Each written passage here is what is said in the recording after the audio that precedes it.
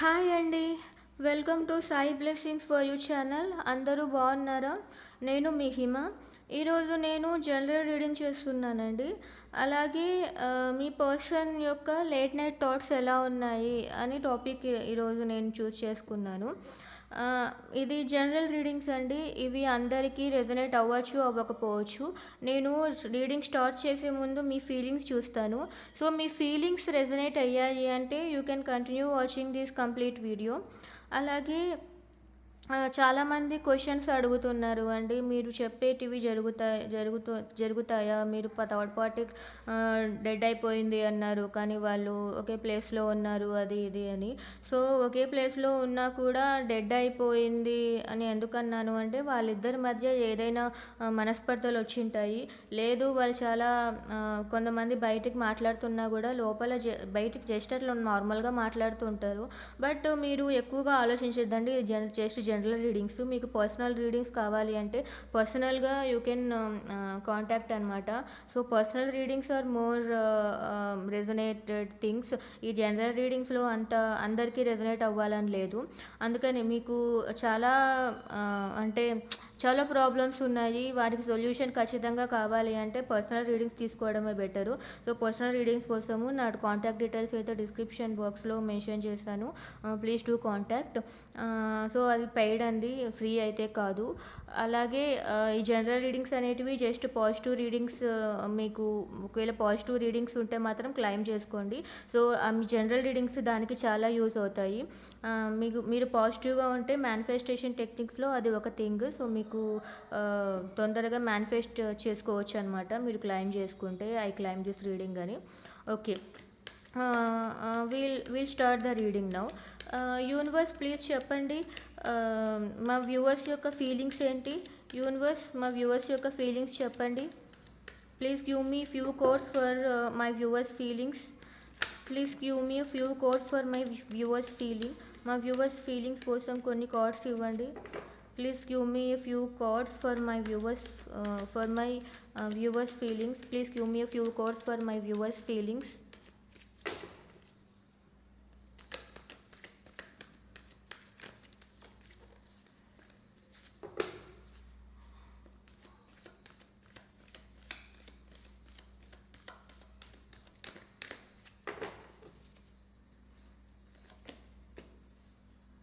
Okay, మీరు చాలా రిజర్వ్డ్గా ఉన్నారండి. స్టెబిలిటీ ఇవ్వాలి, మీ లైఫ్లో స్టెబిలిటీ ఉండాలి అనుకుంటున్నారు. ఎందుకు ఇలా జరిగింది అని మీరే చాలా మీరందుకే మీరే అనలైజ్ చేసుకుంటున్నారనమాట. అనలైజ్ చేసుకోవడం అంటే అంటే మీరు ఎక్కువగా ఆలోచిస్తున్నారు. ఎందుకు ఇలా జరిగింది, ఇంకా నా నెక్స్ట్ యాక్షన్ ఏముండాలి, ఏం చేస్తే మేలు అవుతుంది. సో మీరు ఏదైనా మాట్లాడితే చాలా ప్రాబ్లమ్స్ వస్తాయేమో అని మీరు చాలా రిజర్వ్డ్గా ఉన్నారండి. సో అందుకనే మీరు రిజర్వ్డ్గా ఏది మాట్లాడుకోకుండా సైలెంట్గా ఉంటేనే మేలు అని అనుకుంటున్నారు. మీ పార్ట్నరే మీ స్ట్రెంగ్త్ అని కూడా అనుకుంటున్నారు. మీ పార్ట్నరే మీ స్ట్రెంగ్త్. అలాగే మీ పార్ట్నర్ దగ్గరికి ఫాస్ట్గా వెళ్ళాలి అనే ఆలోచన ఉంది మీకు. ఎందుకంటే మీ పార్ట్నరే మీ ధైర్యం. మీ పార్ట్నర్ లేకపోతే మీకు ఇంకా లైఫ్ లేదు అన్నట్లు ఉందన్నమాట. అందుకనే మీరు చాలా మీ పార్ట్నరు లేకపోతే మీ మదర్ ఫిగర్ చాలా బాగా కనిపిస్తుంది. బట్ అందుకని మీరు తన దగ్గరికి వెళ్ళటానికి చాలా కంట్రోల్ చేసుకుంటున్నారు అనమాట. అలాగే చాలా అలోన్గా ఉన్నారు. ఎందుకు అంటే మీరు మళ్ళీ క్వశ్చన్ చేస్తారేమో. మీరు మా దగ్గరికి అంటే మీరు ఎలా ఉంటే మీ పర్సన్ దగ్గరికి వెళ్తే ఏమైనా మీ మదరే అనుకుంటా, మీ మదర్ ఫిగర్ మీ పార్ట్నర్ దగ్గరికి వెళ్ళనివ్వకుండా ఉంది అని నాకు అనిపిస్తుంది. అందుకని వెళ్ళాలా వద్దా. సో మీకు మీ ఇంట్లో వాళ్ళు ఎంతమంది అంటే ఒక ఛాన్సెస్ చూపిస్తున్నారు అంటే వేరే మ్యారేజెస్ అలా మీకు అలా వస్తున్నా కూడా మ్యారేజ్ చేసుకోమని మీరు అవి మైండ్లోకి తీసుకోవట్లేదు. ఆల్సో మీకు మ్యారేజ్ ఎవరిని చేసుకోవాలని మేనిఫెస్ట్ చేస్తున్నారు, మీ పార్ట్నర్నే మ్యారేజ్ చేసుకోవాలని మేనిఫెస్ట్ చేస్తున్నారు. సో మీ పార్ట్నరే మీ లైఫ్ అని మీరు ఫీల్ అయిపోతున్నారు. సో అందుకని ఈ సిచ్యుయేషన్ అనేది ఎండ్ కావాలి. ఇప్పుడు మీ సెపరేషన్ ఉంది కదా! ఆ సిచ్యుయేషన్ ఎండ్ కావాలి. సో అని మీకు సక్సెస్ కావాలి అనుకుంటున్నారు. అలాగే టైం అంతా ఎక్కువ అయిపోతుంది అని మీరు చాలా ఫీల్ అయిపోతున్నారు. బట్ మీ ఇంట్లో మీ మదర్‌కి ఇది ఇష్టం లేదు. మీ ఇంట్లో ఉండే ఎవరో మీ మదర్‌కి గానీ, మీ పార్ట్నర్ యొక్క మదర్‌కి గానీ ఇష్టం లేదు. సో మీరు స్టక్ అయిపోయారనమాట. సో అదే అండి. అది యాక్చువల్‌గా ఇంకా డెప్త్‌గా వెళ్ళాలనుకోవట్లేదు. మీ ఫీలింగ్స్ అయితే ఇది. మీ ఫీలింగ్స్‌లో మీ ఇంట్లో కూడా కొంచెం రిస్ట్రిక్షన్స్ ఉన్నట్లు నాకు అనిపిస్తోంది. మీ మదర్ ఫిగరు కొంచెం మీ మీ పార్ట్నర్‌తో మీ మీ పార్ట్నర్‌తో రిలేషన్‌షిప్ మీ మదర్ ఫిగర్‌కి కూడా కొంచెం ఇష్టం లేదు. సో అందుకని మీరు కూడా స్టక్ అయ్యి ఉన్నట్లు అనిపిస్తుంది. సో ఇప్పుడు మీ పార్ట్నర్ లేట్ నైట్ థాట్స్ ఏంటో ఆ టాపిక్‌లోకి జంప్ అయిపోదాము. యూనివర్స్ చెప్పండి, మా వ్యూవర్స్ యొక్క పార్ట్నర్ లేట్ నైట్ థాట్స్ ఏంటి? Please give me a few cards. మా వ్యూవర్స్ యొక్క పర్సన్ లేట్ నైట్ థాట్స్ చెప్పండి. Please give me a few codes for late night thoughts of my viewers partner. మా viewers partner యొక్క late night thoughts చెప్పండి. Please give me a few codes for my viewers partner late night thoughts. Okay, nice.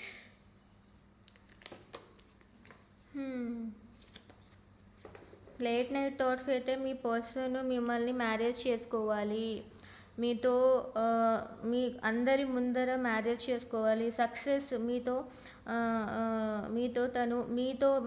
Marriage చేసుకోవడమే సొసైటీలో అందరి ముందు తనది ఒక విజయం అని తను అనుకుంటున్నాడు.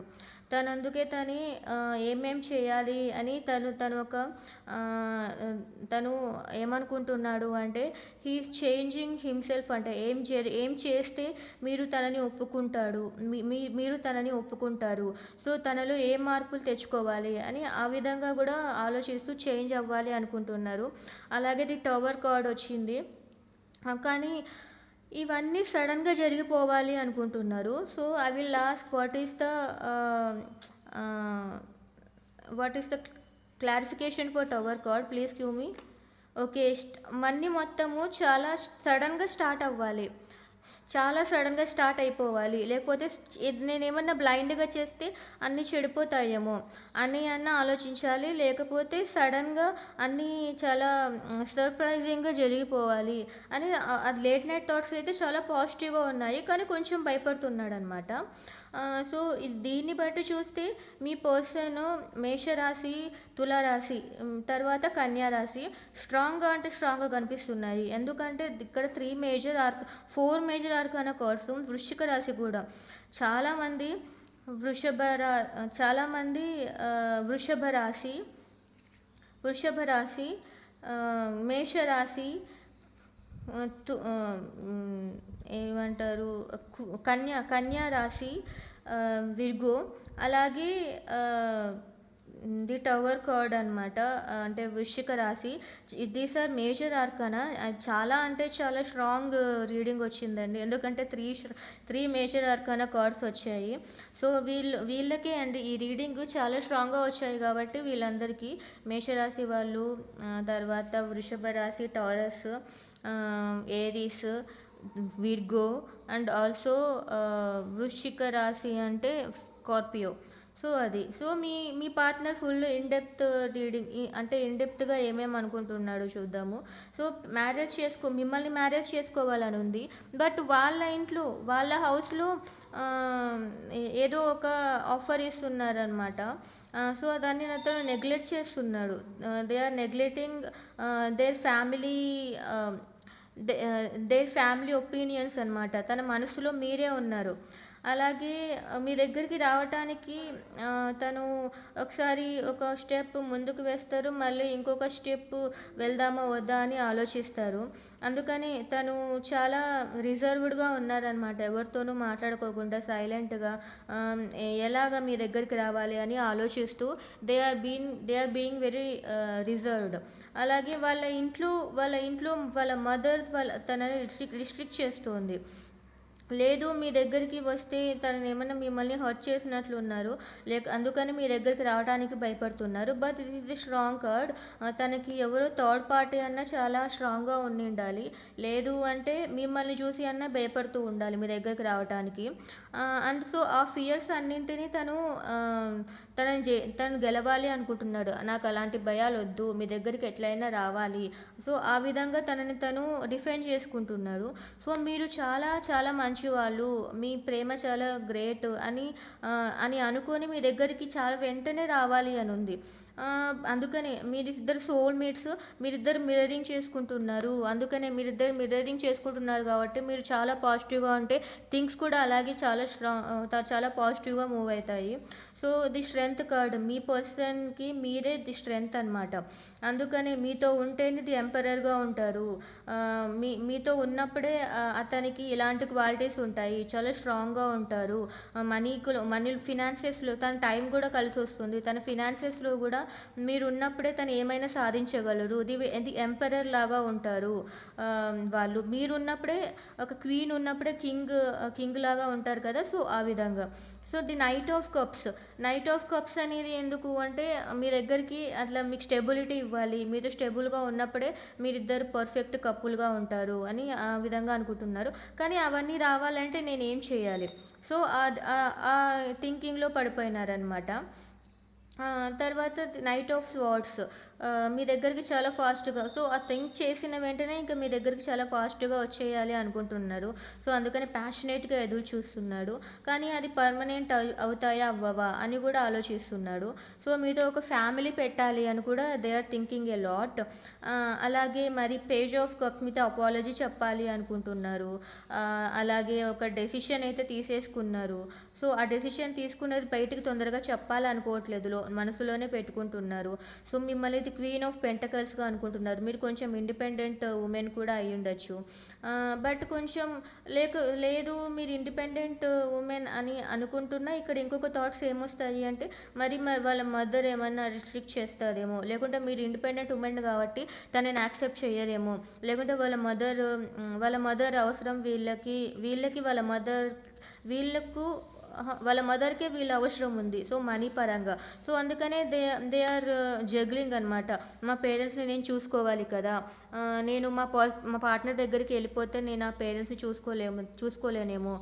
సో, ఎవరికి న్యాయం చేయాలి అని అనుకుంటున్నారు. సో, వాళ్ళ ఫ్యామిలీనా? మీరా? అని ఆలోచిస్తున్నారు. కానీ మీతో ఫ్యామిలీ పెట్టాలి అనేది స్ట్రాంగ్‌గా అనుకుంటున్నారు. సో, వాళ్ళ ఫ్యామిలీ ఇన్‌కేస్ మీ పర్సన్ ఆల్రెడీ మ్యారీడ్ అయితే సో, వాళ్ళ ఫ్యామిలీని కూడా వదిలేసి లేకపోతే మ్యారీడ్ కాకపోతే వాళ్ళ కుటుంబాన్ని, వాళ్ళ పేరెంట్స్‌ని గూడా వదిలేసి మీ దగ్గరకొచ్చేయాలి అని అనుకుంటున్నాడు. మీతో మాట్లాడాలి అనుకుంటున్నారు. వాళ్ళని వదిలేస్తేనే మీతో మాట్లాడగలరు. అది ఇక్కడ మెయిన్ కన్క్లూజన్. వాళ్ళని వదిలేసి ఎందుకంటే వాళ్ళు చాలా కంట్రోల్ చేస్తున్నారంటే థర్డ్ పార్టీ మీ పర్సన్‌ని చాలా కంట్రోల్ చేస్తున్నారు. అలాగే నైన్ ఆఫ్ పెంటకల్స్. సో, తను చూజ్ చేసుకోవాలి. తను ఖచ్చితంగా చూజ్ చేసుకునే ఛాన్స్ వచ్చింది. సో, మిమ్మల్నే చూజ్ చేసుకున్నట్లు అన్నారు. అందుకని దానికోసం అంతా వర్క్ చేస్తున్నారు. తను మళ్ళీ వాళ్ళ థర్డ్ పార్టీని గూడా వదులుకోవాలా? మీ ఇద్దరిలో ఎవరు వదులుకోవాలో తెలియక అట్లా స్ట్రక్ అయిపోయినారు. మీ గురించి చాలా అబ్సెస్డ్‌గా ఫీల్ అవుతున్నారు. కానీ మీ దగ్గరికి వస్తే ఈక్వల్ గివ్ అండ్ టేక్ ఉంటుందా? ఉండదా? తర్వాత మరి మీరు ఇంతకుముందు చేసినట్లు ఏమైనా సిట్యుయేషన్స్ వస్తాయా? అని స్టాప్ అయిపోయి మళ్ళీ మీ గురించి ఆలోచిస్తూ ఉన్నారు. అందుకని ఇంకా లాస్ అయిపోయినట్లు ఫీల్ అవుతూ మీ గురించి ఆలోచిస్తూ ఉన్నారు. మళ్ళీ మోసం చేస్తా న న మరి నాకేమైనా మోసం జరుగుతుందేమో, తర్వాత నేనేం చేయలేని పరిస్థితిలోకి వెళ్ళిపోతానేమో. వాళ్ళ ఫ్యామిలీ మళ్ళీ మిమ్మల్ని కలవనివ్వదేమో, మిమ్మల్ని కలవనివ్వదేమో. ఇక్కడ స్ట్రాంగ్‌గా ఫ్యామిలీ అనేది థర్డ్ పార్టీ కనిపిస్తుంది అండి. Third party is nothing but their family. But ఇంకొక మీ మ్యూచువల్ ఫ్రెండ్స్‌ని కనుక్కుంటున్నారనమాట మీతో కలవటానికి. థర్డ్ ఫ్యామిలీని ఎలా ఎండ్ చేయాలి అని కూడా వాళ్ళు ఆలోచిస్తున్నారు. ఈ సిట్యుయేషన్‌ని ఎలా ఎండ్ చేయాలి అని ఆలోచిస్తున్నారు. మీరే తన సజెషన్ మీకోసం తను మేనిఫెస్ట్ చేస్తున్నాడు మెజిషియన్ లాగా. బట్ స్టక్ అయిపోయి ఉన్నాడు. టైం అంతా అయిపోతుంది. So, they are working so hard. ఒక ఫేస్ అయితే తన లైఫ్‌లో అయిపోతుందనమాట. ఇంకా ఏం చేయాలో అర్థం కాక ఇంకా ఒక ఒక బౌండరీస్ ఏర్పరచుకొని కూర్చున్నాడు. ఎందుకంటే because of the third party చాలా స్ట్రాంగ్ థర్డ్ పార్టీ అనమాట. వాళ్ళ మదరే అనుకుంటున్నాను నేను. వాళ్ళ mother is very strong person. అందుకని వాళ్ళ మదర్ చాలా వాళ్ళ మదర్ వలన మళ్ళీ హార్ట్ బ్రేక్ అవుతుందేమో, మీకు హార్ట్ బ్రేక్ అయిపోతుందేమో. నేను ఎలాగా ఈ ఈ ఈ సిచ్యుయేషన్ని ఎండ్ చేయాలి. వాళ్ళ మదర్ మామూలు మనిషి కాదండి. మీ మీ మీ వ్యూవర్స్ పార్ట్నర్ యొక్క మదర్ చాలా స్ట్రాంగ్ పర్సన్. సో బట్ ఏదో ఒక క్లారిటీ అయితే వచ్చింది. ఎందుకంటే ఏం చేసినా కూడా మిమ్మల్ని హర్ట్ చేస్తుంది, మీకు బ్యాడ్ నేమ్ వచ్చేలా చేస్తుంది, లేకుంటే మిమ్మల్ని కలవనివ్వదు, ఇలా హార్ట్ బ్రేక్ చేస్తుంది అని ఆలోచనతో ఇంతవరకు ఆగిపోయారు. బట్ ఏదో ఒక స్ట్రాంగ్ డెసిషన్ అయితే తీసుకున్నారు. అది వాళ్ళ మదర్ని ఇంకా ఎలా అయినా ఎదిరించాలి అనుకున్నారు. అందుకని ఎమోషనల్గా మీ దగ్గరకు వచ్చేయాలి అనుకుంటున్నారు. కానీ మానిటరీ ఫినాన్షియల్ ప్రాబ్లమ్స్ వస్తాయేమో అని చాలా ఏదో తెలియని ఫీలింగ్. లేకపోతే మీరు అతన్ని వాళ్ళ ఇంట్లో వాళ్ళని ఫైట్ చేసి వాళ్ళని వదిలేసుకొని వచ్చినా కూడా మీరేమైనా తను ఇంతకుముందు మిమ్మల్ని బాధ పెట్టినప్పుడు అది గుర్తొచ్చి ఇప్పుడు మీ పర్సన్ మీ దగ్గరికి వస్తే మిమ్మల్ని యాక్సెప్ట్ చేయడేమో అని ఆ విధంగా చాలా బాధపడుతున్నాడు అనమాట. ఆ విధంగా చాలా క్వశ్చన్స్ ఉన్నాయి అతనిలో.